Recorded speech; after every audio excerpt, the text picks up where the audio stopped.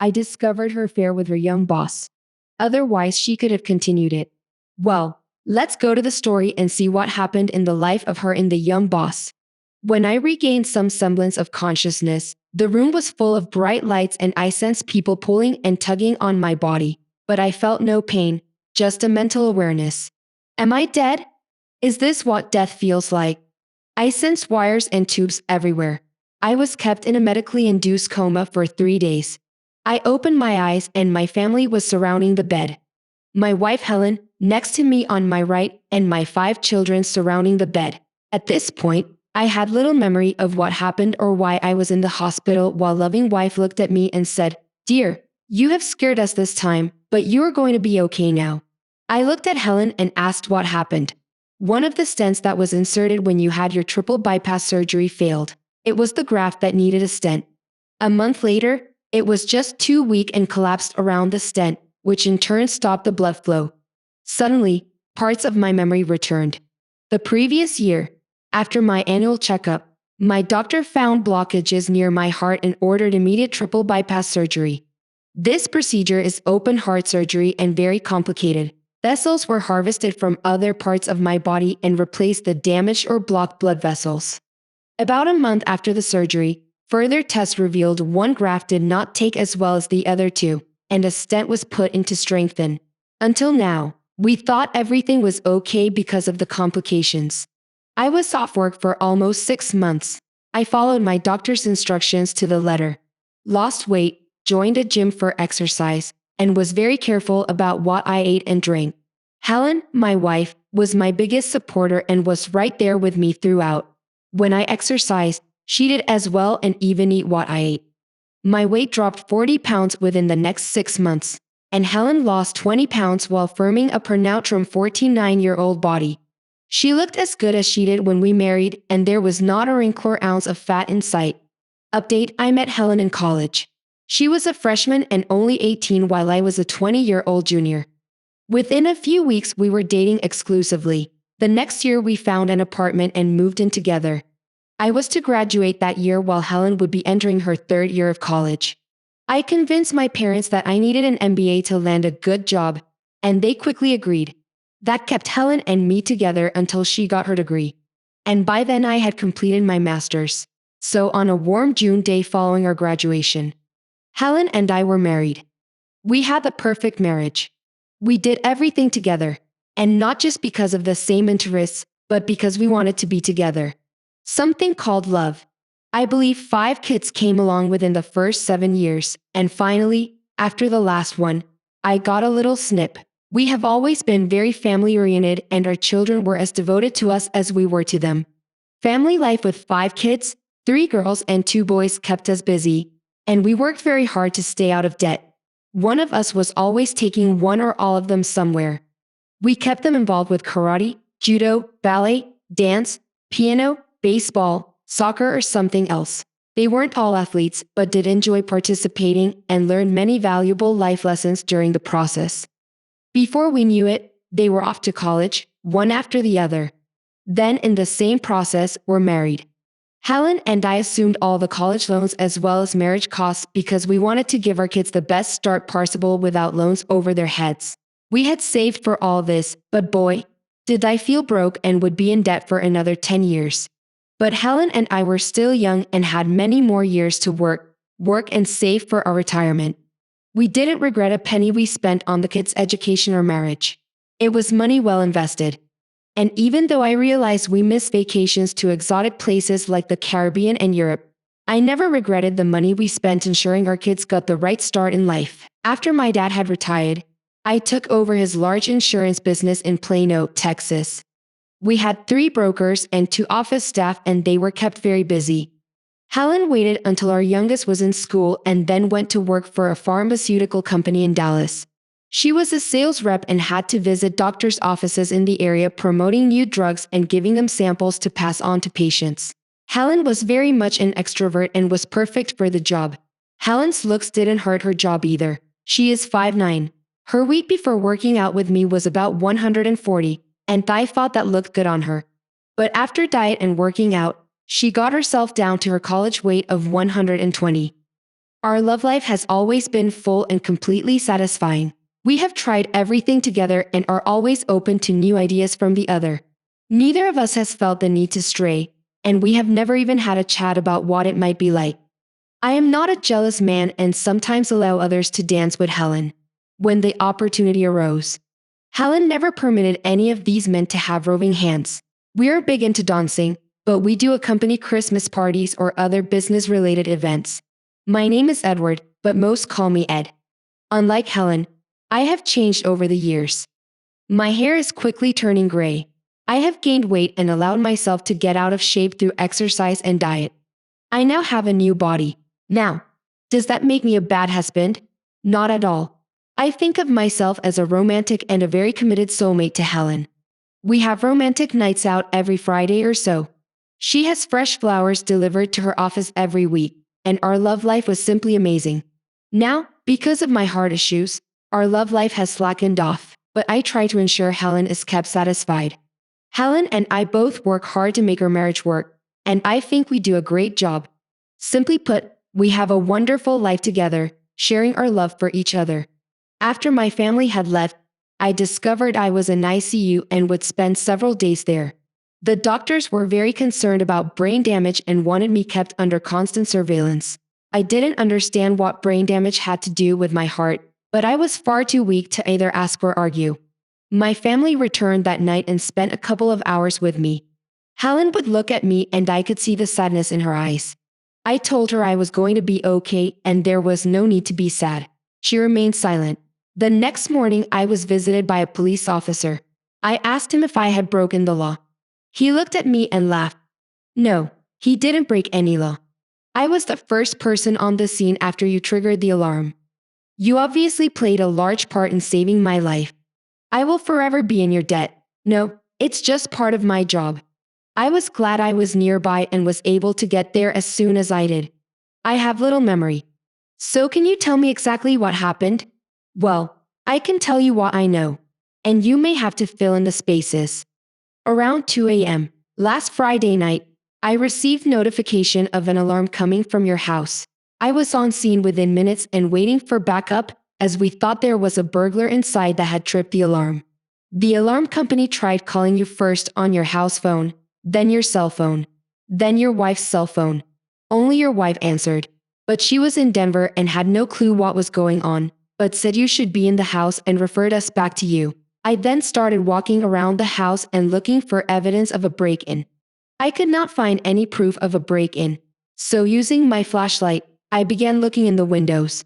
Finally, in the back of the house, I saw you lying unconscious on the floor in the kitchen.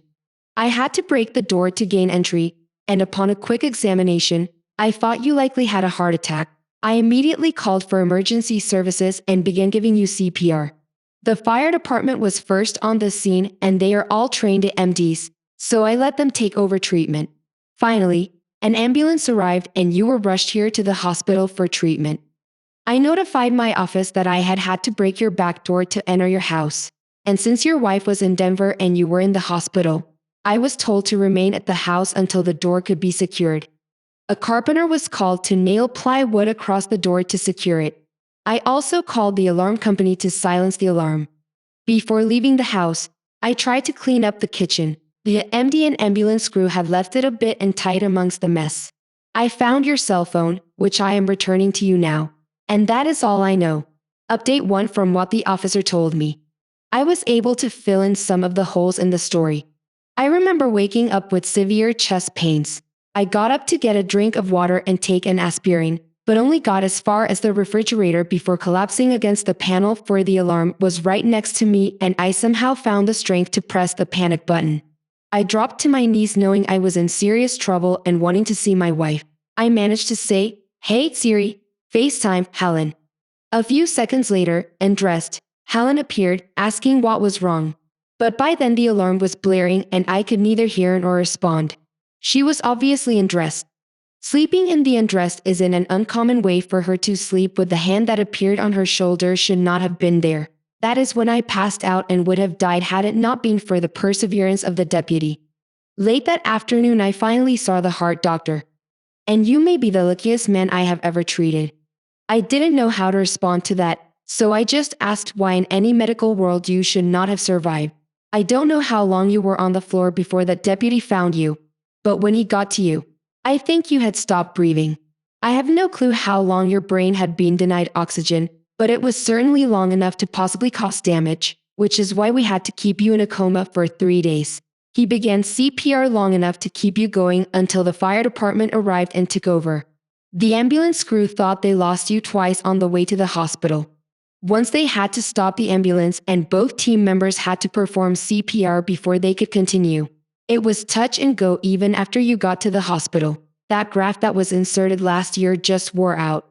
We were concerned about it from the start, which is why we later put a stent in. But unfortunately, it failed. You have to know you did nothing wrong. You have lost weight, exercised and stayed on a diet. You have done everything I asked you to do. I am not sure if you have any damage to the brain yet, but at the moment I don't think you do. About that time, Helen arrived. She said welcome and kissed me because of the memories of that night.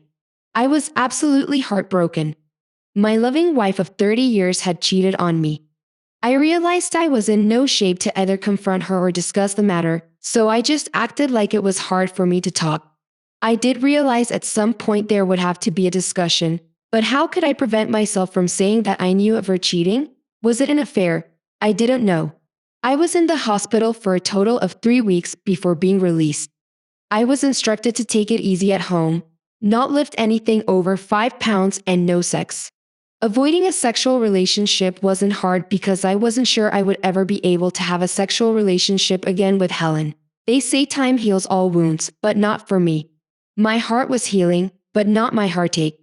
Part of my heart felt like a hole had been bought through it, and I wasn't sure it was repairable. Helen took time off from work and nursed me night and day. I knew she loved me, but I wasn't sure I could ever return that love. We had been together long enough for her to sense that I was unhappy and there was something serious bothering me. Finally, after I had been home about 3 weeks, we finally sat down to talk, and I have known since her attack that something serious is bothering you. So can you please tell me what's wrong? Yes. Actually, what you have done may have made my situation worse. I know. So I want you to tell me everything. But please start with why. What are you talking about? I know you have had and may still be having an affair. That's ridiculous. How can you accuse me of that? Do you want me to show you proof? Are you that stupid? Why can't you be honest and just tell me? There is no proof, and I have not been unfaithful. I don't understand how you can even sit there and accuse me of anything such as this. You must be mad. Do you remember me calling on FaceTime the night I was sick? Do you remember? A hand appeared on your shoulder and someone saying, "Honey, is it about that alarm again?" I saw it all, and it will be in my memory bank forever. Actually, I had not heard a word, but Helen didn't know that. Do you need any more proof? You have broken our marriage vows and disappeared on a bogus trip to be with your lover. Yes, I know it was bogus because I called your HR, and they said you took 2 personal days. I cannot begin to tell you of the hurt and pain you have caused me. I almost died, and all this just made my recovery worse. Do you understand now why I have been so called the past 4 weeks? Now, once again, I want the whole story, starting with why. If you choose not to answer, then I expect you to pack a bag and leave, and this is painful. Are you sure you want me to tell you? I told you. If you choose not to answer, then pack your bags and leave. I am not going to sit here and listen to your lies. Okay, I will tell you, but I would prefer not to. Please don't threaten me until I tell you everything. And if you want me to leave, then I will update too. I sat there staring at her until she continued. I need to start 4 months ago at my company Christmas party. Do you remember warning me about the guy who had his hands all over me while dancing? Yes, I was so angry. I wanted to confront him. Please don't tell me you had an affair with him. Well, please be assured we have not had an affair. David is my immediate boss, and since he started working in Dallas last fall, he has been putting the mic on me. I have always been able to prevent him without a problem. I wasn't, and I'm still not interested in extramarital sex. I guess I am confused. But did you or didn't you just travel to Denver with him and spend 2 days and nights in the same hotel room? Please tell me that was just friendly and you didn't have sex. And yes, we had sex. I regret every second of that weekend, too. Oh, I bet he is younger than me and in great shape. Yes, he is 15 years younger than we are. 3 months ago, I had my annual evaluation. David knew that I have been doing the same job for almost 15 years and asked if I was going to continue doing that until I retired. You know, I have been unhappy with all the driving around Dallas that I have to do, and the traffic just keeps getting worse. He asked why I never put in for a promotion. I told him I had applied for his job, but they selected him from the Atlanta office. He then explained he was on a short list for a promotion and his job would be available again. I told him I was very interested in the opportunity to advance. He then asked how far I was prepared to go. I asked him what he wanted and he explained that he wanted sex, and if I agreed, he would guarantee that I got his job. My mouth was hanging open. Helen was being blackmailed and had agreed to the base desires. I told him that was blackmail and could get him into a lot of trouble. He said it was between him and me and nobody else. I explained I was very happily married and did not want to do anything that would put my marriage in jeopardy. He assured me that all he wanted was one weekend and then he would make sure I got promoted. Helen, why did you fall for that? I have been after you for years to quit that job. We don't need your income. And with me sick last year, and now I will again. You have taken weeks off without pay. It will take us a little longer to pay off our debt, but we will manage. I know we don't need the money, but I enjoy keeping busy. Besides, with the kids' college and marriages, we needed the extra income to pay off their loans. I really, for the most part, enjoy what I do, just not the driving or dealing with my boss. So before you finish your story, have you gotten your promotion? No. Apparently he didn't get the promotion, so he is still there. I was getting angry. Do you mean you spent the weekend ducking and didn't get promoted? Helen was visibly shaking and had started crying. I would never have agreed if I thought he wouldn't honor his word. So finish your story. He kept after me every day at work. I kept telling him I didn't want to cause any problems with my marriage. Then he started getting angry, and about 6 weeks ago, I finally agreed. We made up a story about attending a management meeting in Denver and picked the weekend. We were to go Thursday morning and returns that he made all the arrangements. I remember how reluctant you were to go, but you kept saying you were hoping to get promoted. You have never in all the time you have worked for that company ever been on an overnight business trip, so I thought it was a bit odd. Okay? Please finish your story. He drove me to the airport, and then I met David in the departure lounge. We had a nice flight. He had booked business seats, and he had a hard time keeping his hands off me. He booked one room with a king-size bed, and he became passionate as soon as we closed the door. That was just Thursday afternoon. And then we spent the day sightseeing. Then a dinner. We had a short nap and he was just starting when the alarm company called. I was going down when you called. The alarm was so loud I couldn't hear you in hopes you didn't see David's hand. Of course. Now I realize you did. Your face was as white as a sheet, and with the alarm going off, I realized something was wrong. So I immediately left for the airport and took the first flight home. So you enjoy the snacks, then? Yes. David made me feel young and beautiful. No woman wants to feel old, and he offered an opportunity for me to feel young again. I regret it. I feel used, and I am so very sorry. I'm sorry. I betrayed our wedding vows and the special relationship we shared. I lied and deceived you, something I have never done in our marriage. And I'm totally humiliated. Helen, I think you are telling some truth. However, you've been to and from work several times since I have come home from the hospital. I am sure you have had discussions and most likely sex with David. Yes. He makes a point of seeing me every time I go in. But I haven't had sex with him since we were in Denver. He keeps reminding me how good it wasn't. He is pressuring me to see him again. Now he just wants me for an afternoon here in Dallas. I have told him no several times, and there is no way I will see him again. I promise you that. Helen, how can I trust you? I remember last January you got your hair dyed and then started updating your wardrobe to sexier clothes. I think your affair started soon after the Christmas party. I think I was right because she didn't respond. Her lack of response told me all I needed to confirm my suspicion. This has been an ongoing affair and most likely still is. If you had come to see me when this first started, We could have been able to avoid everything that has happened. I don't want you to go to work at all until we can figure out a way forward with this. I may need some work information, though. Can you access your company's website from home? Yes, I can log in remotely. And do you want me to leave? Is that what you want? Do you want to be with David? No, I don't want to be with him. I've already told you that. I want you and want to continue with our marriage. I will quit my job tomorrow if you want me to. Tell me what you want, Helen. I feel very sorry for you. You have been seduced by him. And I doubt if there was ever any possibility of getting his job. He was just using that as leverage over you. I hope he hasn't given you an STD. Helen gasped, and then I saw the tears forming in her eyes again. Oh, my God. I never thought of it. We'll see our doctor immediately. Well, we haven't had sex since my heart attack, so nothing has been passed on to me. Have you had sex with anyone else since then? You must think I'm a slut. No, I haven't ducked anyone else and had no intention to either. How could you even suggest such a thing? Well, you were quite willing to fall into his bed. So how can I trust you when you say you haven't? You know what they say about once you get the taste of something. I think you have gotten a good dose, Ed. Please, let's not go through all that. David was younger. Do I love him? No. Do you want to keep seeing him? No. None of those. I hope I never see him again. Helen, he needs to feel our pain. Yes, I said our pain because I sense you are hurting, too. Yes, I am hurting. I am so ashamed of what I have done. Are you hurting, sorry and ashamed because you got found out or because of your adult?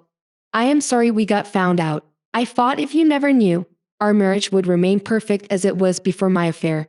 Helen, I think that is the wrong answer. Maybe you need to pack a bag and stay with one of our kids for a few days. I need time to think, and you need to think about your answer.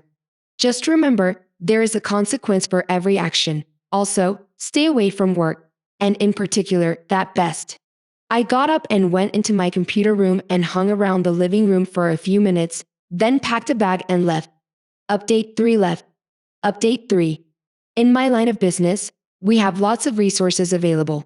One is a good friend who happens to be a private investigator. I called and explained the situation, asking that he get all the information possible on Helen's boss, whose name is David Jenkins.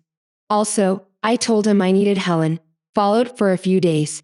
I assumed she was going to stay with one of our children and would check and let him know because I wasn't sure how much she could be trusted to her. I wanted to forgive, but that last answer was so wrong. She was sorry that I had discovered her affair, which meant to me she would have otherwise continued. I waited about an hour and checked the location of her phone with my Find a Phone app. She was at our oldest daughter's house, so I let the Pi know. He had an army of people working for him so he could trade off several people watching Helen without being noticed. I called our family lawyer, Ted Brown, who agreed to visit after he finished for the day.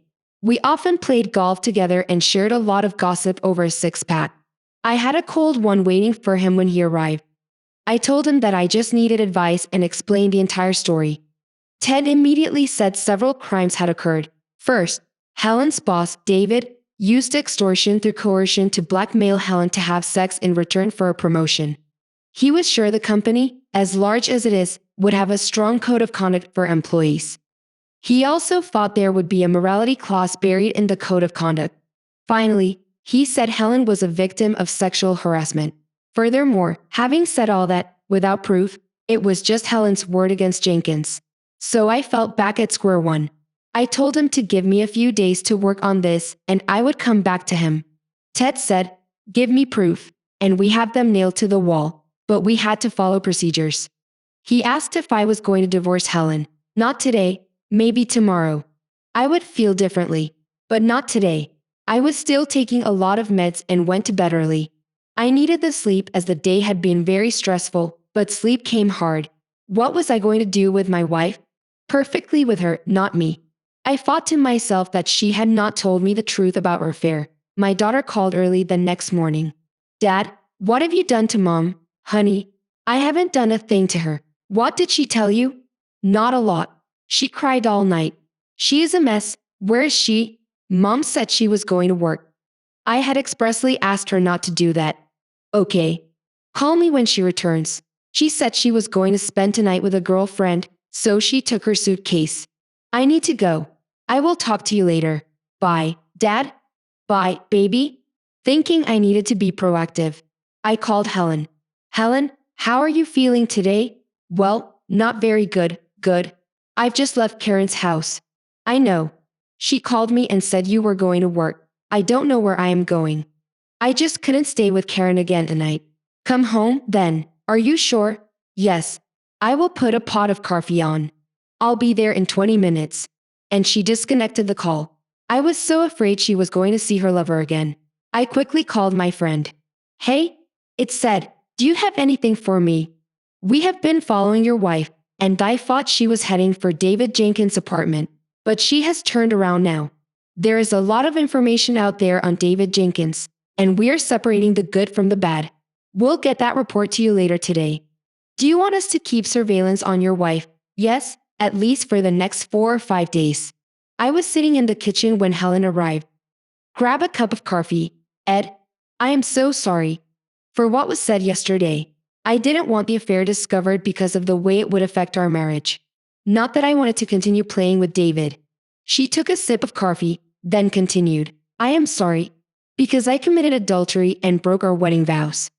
We have had an excellent marriage and I hope you can find it in your heart to forgive me, Helen. That is what I wanted to hear. Thank you. By the way, where are you going this morning? I was going to see David and confront him. I need closure with him and all his harassment, and you wouldn't have had goodbye sex. How did you know where he lives? Have you been to his place before? Yes. He asked for a ride home once. But please believe me, I have not stepped foot in his apartment. So you have never slept with him in his apartment? No, never, Helen, I'm sorry. You have never given me a reason to be jealous. And now I find out that bastard slept with you. So I am a little insecure right now. Helen came over and sat in my lap and gave me a big hug and said, I need you to hold me. We had a light lunch, and then, since we were both exhausted from a sleepless night, I went back to bed and held each other as we slept all afternoon. I was still unsure what path to proceed, but Helen was not making my decision easy. That night, Helen and I were watching TV when I muted the sound and turned to her. I explained to her that I had planned to sue her company as well as David Jenkins. She was surprised and tried to talk me out of suing Helen. Why are you fighting this instead of supporting me? You have already told me that you will quit your job and weren't seeing Jenkins. Your reaction isn't what I expected from you. I would just like this mess to go away without hurting anyone else or my company. You know what extortion is? And that is what David was doing to you through coercion. Do you want him to get away free and clear so he can do it again? Do you honestly think I am going to sit here and do nothing? That bastard tried to break up our marriage, and now I intend to destroy his life. I don't think he would do it again. I unmuted the TV and said, wait, I will be right back. I went to my computer room and printed the documents my pi had sent. Cullen, I need to show you something that was emailed to me. I scanned each page until I found what I was looking for. Look, this bastard had to leave Atlanta because of a sexual harassment suit that couldn't be proven yet. Branch's credit to the company. Oh, and in college he was charged with. Odd, but the charges couldn't be proven. Why are you defending him? I almost think you have feelings for him and would like to continue having slept with him. She got up and turned to me and in an angry voice said, do what you need to do. Then she disappeared into the guest bedroom. I could tell she was angry and upset because of my plans to take legal action. Why was she trying to defend him? Was she in love with him? Update 4. I had another restless night of sleep. Every time I felt like we were honest and there might be a possibility of reconciling, Helen kept throwing roadblocks in my path. The next morning I was again in the kitchen when she walked in. Good morning. Would you like some breakfast? No, thanks. I'm going out for a couple of hours. I will be back before noon. She left with no kiss or telling me she loved me. I was sure she was in contact with Jenkins and had most likely texted him all night. I felt us drifting away from each other and deep down felt that there would be no reconciliation. Helen was gone for 2 hours before she returned the pie cold. Had she met Jenkins at Starbucks on 3rd Street? They had coffee and talked for over an hour before departing. She kissed him goodbye. That was all I needed to know to formulate my decision. Helen returned around noon and found me in the kitchen and poured herself a cup of coffee. Helen, didn't you have enough coffee at Starbucks? Did you have me followed? No. One of my customers works there and saw you with Jenkins. Apparently, you were quite cozy with him. Yes, I met him. And like I told you yesterday, I was trying to get closure. So do you always give a guy a kiss when you get closure? Helen, pack your bag and leave because I am tired of your lies and deceit. Go to Jenkins for all I care because we're finished. I know you're still finding ways to see him and continue your affair. How do you say to your wife of so many years that your marriage has become a sham and now it's finished? How can you give up so much in so many years of a loving marriage? I stayed in the kitchen while she packed and left the house. Later, I had a call from the PI confirming Helen was at her lover's apartment. I thanked him for the information and told him to send a bill as I no longer needed his services. The next day was very busy. I contacted my lawyer and explained to him that I wanted to have Helen served and the quicker the better, but preferably at her lover's apartment. I split all of our bank accounts and canceled joint credit cards. I needed to get her name off of anything that we held jointly. The only thing I didn't cancel was her cell phone. I wanted to keep her on my account for a while. Then afternoon, after much thought, I called my lawyer friend Ted and instructed him to sue both the pharmaceutical company and David Jenkins. Hopefully, at the same time, the company for allowing management to coerce a subordinate employee into a sexual situation through blackmail which resulted in a broken marriage. Jenkins was sued for extortion of a subordinate employee in sexual harassment. I wanted him sued for breaking up my marriage, but it was just as much Helen's fault. I realized the case would be weak without evidence, but it would bring unwanted attention to him and the company he represented. Ted had already done most of the work on these and had the paperwork ready before we could sue Jenkins or the pharmaceutical company. We had to file an administrative charge with the Federal Equal Opportunity Commission. Filing a complaint was just a formality, but the first step in any harassment situation. Helen called the same day after Jenkins was served and was immediately hostile. And why have you done this? David could lose his job and any possibility of promotion will be denied. Helen, why do you care what happens to him? You assured me you had closure with him. By the way, where are you staying? Karen said you weren't with her. Have you moved in with Jenkins? I don't want to see him, especially if it will damage his career. I'm staying with a friend, just so you know. Is your friend male or female? I can't believe you are talking like this. It is so unlike you. I've never had my marriage ducked over either. And I feel you have played a huge part. Then I disconnected the call. The next day, an off-duty sheriff's deputy found Helen at Jenkins' apartment and served her with the divorce paperwork. That evening she called again, this time crying. Ed, how could you have me served? I thought our marriage was worth more than that. And I hoped that maybe we could save it.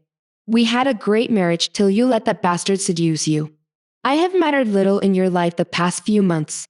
I knew something was up as soon as you did your hair. But I trusted you so much that I never checked. Let's see how long Jenkins keeps you around. And yes, I know you have moved in with him. Have you forgotten? He is 15 years younger than you. You were just the current piece. And when he tires of you, I am sure he will kick your ass to the curb and move on. I am splitting everything 50/50, and that includes our children's deaths. I checked on the outstanding balance today, and it is just under $400,000. So that means we each have almost a $200,000 loan to pay.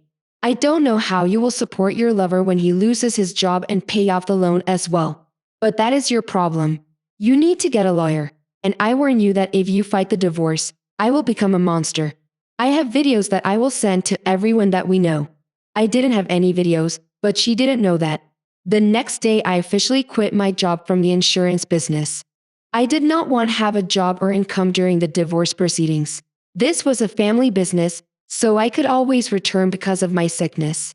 I had worked very little in the past year and the doctor wanted me to take it easy for the next 6 months.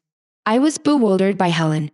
On one hand, she wanted to continue in our marriage, but on the other hand she wanted to keep her duck buddy.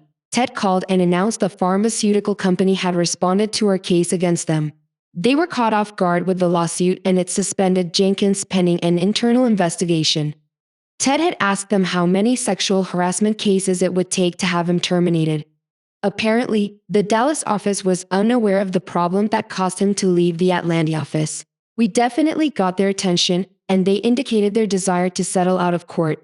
I asked Ted if we could delay agreeing to settle until after the divorce because I didn't want to share anything with Helen. Helen tried to call, but I didn't want to talk to her, so I declined her call. This action must have infuriated her because she called several times during the day and I kept refusing her calls. I think she was beginning to feel the pain and it was only going to get worse. Helen came to the house the next day. Ed, I need to talk to you. And you're not answering the phone? No, I didn't answer because I have nothing to say to you. You've decided which bed you want to lay in, and it isn't mine. Please don't be that way. Helen, I don't suppose I have made myself clear enough. And truth be known, I am tired of repeating myself. I will not tolerate being a fool. You cheated not just once and not just a weekend, but for several months. Then you tried to lie your way out of it. You have hurt me more than I can describe, and because of my health, this isn't the right time in my life to have to deal with all this. Somewhere along the line you forgot about the in sickness and in health, part of our wedding vows. Now you are no longer part of my life. You have lied to me since Christmas and carried on a clandestine affair with your boss. I am sure your company will soon be terminating him. And most likely, you too. You have ruined my life. So I am going to do everything in my power to destroy yours. And Jenkins, too. David was terminated this morning, and I am on administrative leave. He has no savings and is very distraught. Well, that just makes my day. I guess both of you will soon be kicked out of his fancy apartment. Just remember, you have a $200,000 debt you have to pay in addition to your car loan and insurance. By the way, you are over 10 days late with your car insurance premium. And under the terms of the policy, it will be canceled today. You had better find yourself a new insurance broker. You have always taken care of all that. So I am stopping my policy. You're really sick, aren't you? There is no us and there is no me in your life anymore. I will no longer act in your best interests. You have a new man in your life to do that. But I guess he is only capable of being a good duck. Your actions brought all this on. So if you want to blame someone, blame yourself. Now, unless there is something you want to discuss, you need to leave. Final update. I didn't want to move, but we had to split our assets and I couldn't buy Helen's share of the house. So I listed it and it was quickly sold. We didn't know anything on it, so my share of the payoff would go a long way to clearing my share of my dad. I found an apartment near the hospital that I could afford. Thankfully, my hospital is one of the best heart hospitals in the South and was now only a few blocks away. I packed up everything I wanted from the house and had it moved. I didn't give Helen any choice concerning what I took as it was her fault that everything happened. Once I was totally moved, I contacted Helen and told her she needed to get her things out of the house or else I would donate everything to Goodwill. I explained that I was out of the house, which now had a buyer. She only had 2 weeks to move what she wanted to keep. Once again, I found her calling me and shouting into the phone, "You have taken all the nice things from the house. You have removed several things I wanted." I think I was generous. Helen, when you moved out of the house and into your lover's arms, you forfeited your right to anything that we bought during our marriage. You made your choice concerning what was more important, and that did not include me or the possessions in the house. Weeks passed without further communication. The sale of the house had now been completed and we had split the proceeds. I used my share to pay off my portion of the loan. I hated owing anyone, so I felt good with that debt gone. Ted. My lawyer called and said that Deb was contesting the terms of the divorce concerning the distribution of our wealth. We had split everything 50-50. I didn't try to hide anything, so I thought to myself, what wealth? The judge was an old guy that had most likely heard thousands of divorce cases. He asked Helen's lawyer what the problem was, since everything had already been divided. Then it suddenly became crystal clear she wanted 50% of the insurance business. My lawyer and I talked for a minute or two and then spoke to the judge. Your Honor, my client does not own the insurance business. It belongs to his father. My client is just an employee, and because of severe health problems, he has had to quit. So he is no longer even an employee. Helen's lawyer asked for proof. So my 80-something-year-old father stood up and asked for permission to speak, which the judge granted. I am Men's dad, and what his lawyer said is the truth. I still own the insurance business, and it will remain in my name until my death. Then it will be passed down to my son. I looked at Helen, and if her face could tell a story, it would read shame. She whispered something to her lawyer, who then stood and said there would be no further contest of the divorce. The judge then declared the divorce final. I was a free man. However, that saddened me, as Helen and I at one time had a great marriage. That was before that beast Jenkins arrived on the scene. He was truly a homewrecker. My son had accompanied me to the proceedings and asked me to wait so he could visit the restroom. Helen approached me, which I am sure took some nerve. And I am sorry your marriage came to this and apologize for lying to you and for cheating. Everything that you have predicted has come true. David left me for a younger woman. His life was destroyed after he was terminated, and he spent a significant portion of the proceeds from the house. And now I am left in debt and have a poorly paying job. I hope this makes you happy. Well, you brought all this on yourself. Everything that I have done has been a reaction to what you've done. I hope you can see that. Can we remain friends, Helen? I'm not sure. Maybe in time, but no. Right now, I don't think so. You've been the cause of so much pain. And every time I see you, I feel nothing but hurt and agony. Maybe in time I can get over this. But for now, that is how I feel. We had something good for many years. I turned and walked away to start a new life. The pharmaceutical company finally settled out of court. That was $500,000 richer. Maybe I should have held out for more, but at that point, I just wanted to put everything behind me. Besides, it wasn't about the money. It was about getting retribution. Helen never found a job that paid as well as the one she had and remained in debt. Life was just one big struggle after another for her. My children stayed in touch and often helped in different ways, but even they had a hard time forgiving her, according to them. She rarely dated and was looking older than her age. I felt sorry for her, but she had made her own bed and now it was time to lay in it. Jenkins had a hard life as every time he applied for a job, his past came back to haunt him. Jenkins didn't have a penny to his name, and to avoid a nasty court case with me, he declared himself bankrupt. His car was repossessed and he ended up working at Lowe's and living in a tiny apartment. The opulent lifestyle he was used to was gone for good. As for me, I took another 4 months to complete my rehab, then returned to the insurance business part-time and then eventually full-time to reduce the tax burden. My dad started to transfer 10% of the ownership over to me each year. I dated occasionally, but the right woman hasn't come along yet because for some reason I compared every woman to the old Helen. I saw her at one of my children's houses at Christmas and she looked terrible.